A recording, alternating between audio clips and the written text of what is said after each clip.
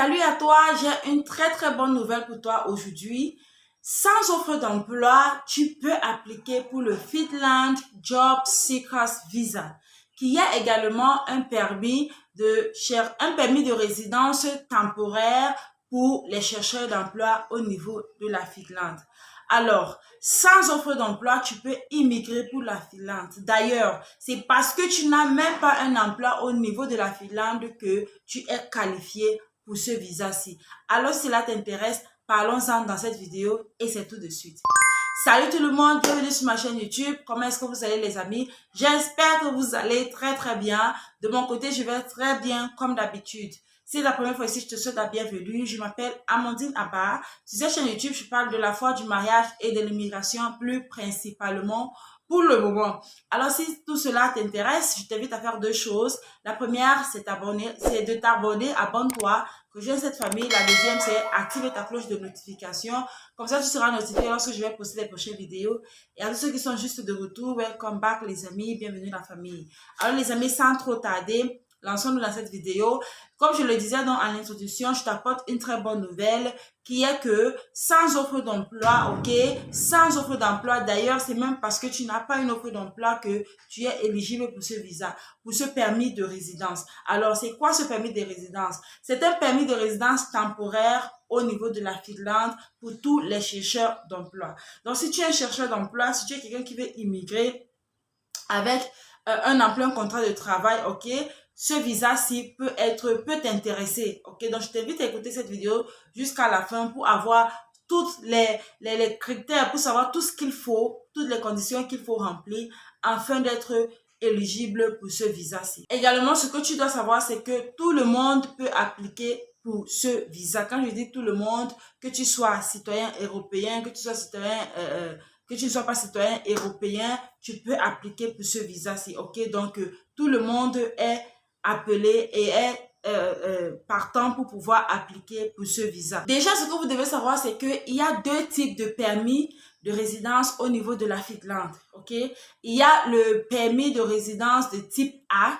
Avec ce permis de résidence-ci, tu peux demander la résidence permanente. Tu peux appliquer pour un permis de résidence permanente.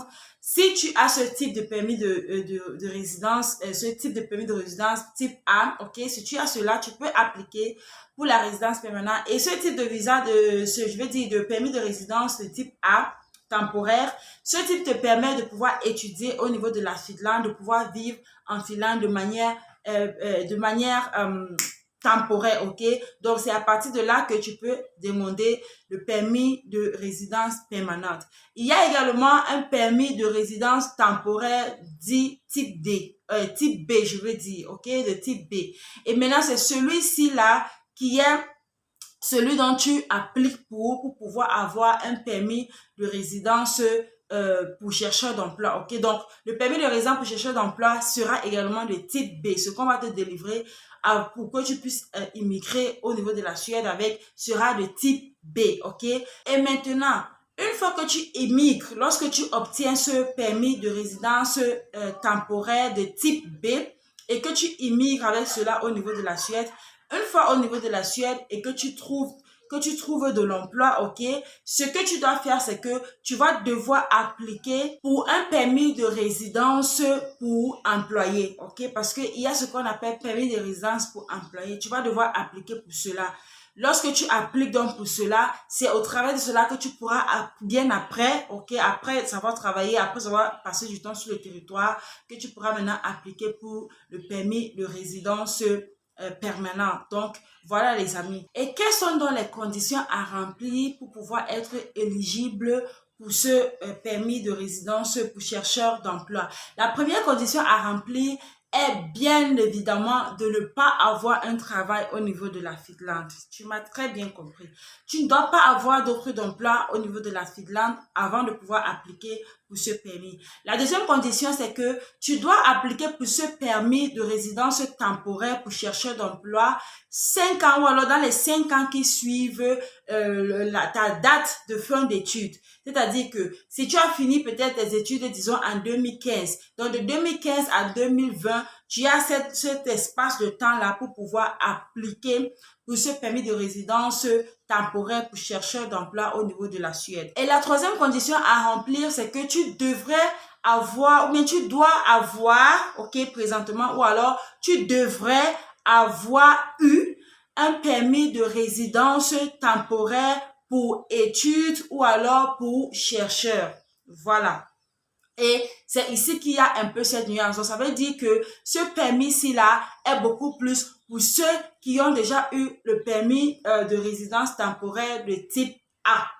OK? Et qui ont fini les études, qui ont fini les recherches, parce que tu peux appliquer pour le type A, soit pour les études ou soit pour les recherches au niveau de la Finlande. OK?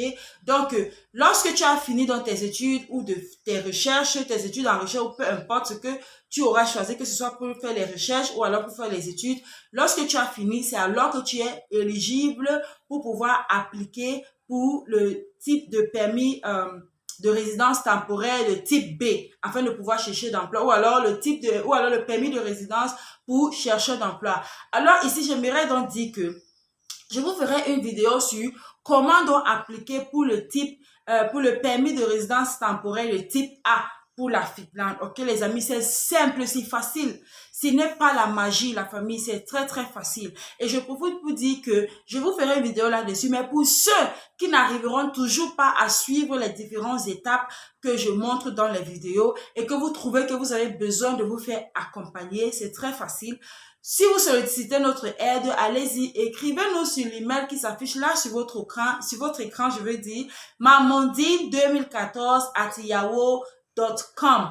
Écrivez-nous sur cet email-là. Mon équipe et moi, nous allons nous charger de votre dossier. Ok, la famille, nous allons nous charger de votre dossier. Mais si vous trouvez que vous pouvez le faire de vous-même, allez-y, faites-le. Parce que la vérité, c'est que c'est pas la magie qu'on fait. On suit juste les étapes. On se rassure juste que vous remplissez toutes les conditions ayant fait votre demande de permis de résidence. Ok, les amis, donc c'est ça.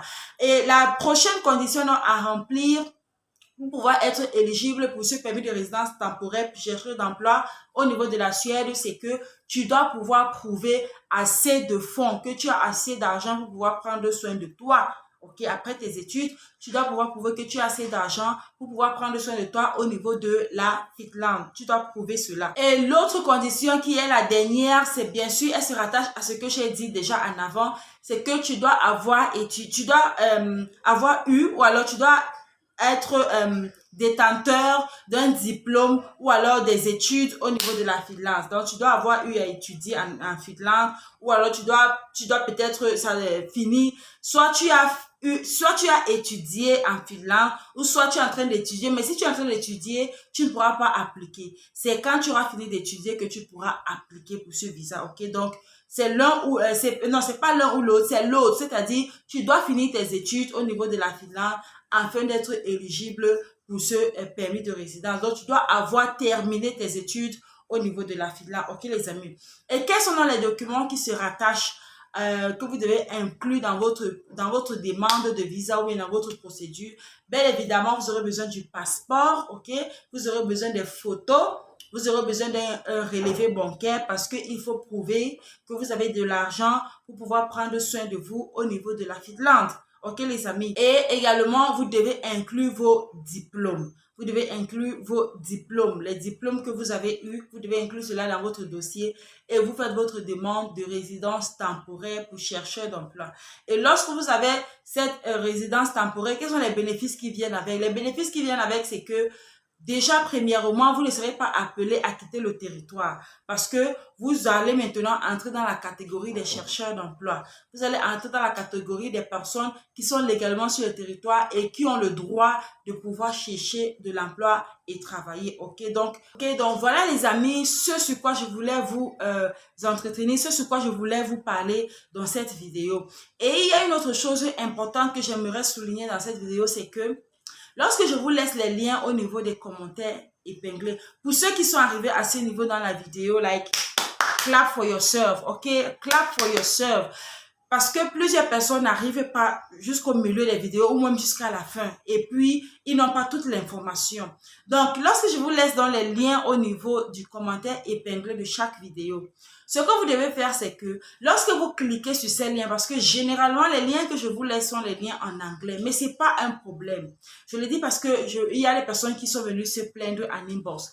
Les amis, c'est pas un problème. Lorsque je vous laisse un lien, qu'il soit en anglais ou qu'il soit en français, ce n'est pas un souci. Lorsque vous cliquez sur le lien et que vous arrivez dans le site web, ok, que ce soit de l'entreprise, que ce soit de l'école, que ce soit de peu importe le lien que je vous laisse. Lorsque vous arrivez dans le site web de ce lien-là, ok, ce que vous avez à faire, c'est que si le site web n'est pas en la langue où vous vous sentez le mieux, vous devez tout simplement utiliser le translateur Google, ok, pour pouvoir translater ou alors traduire ce site-là en la langue où vous vous sentez le mieux. Donc, si je vous ai laissé un lien et que le lien, lorsque vous l'ouvrez, vous vous rendez compte que le site, il est en anglais, tout ce que vous avez à faire, c'est de changer, ok?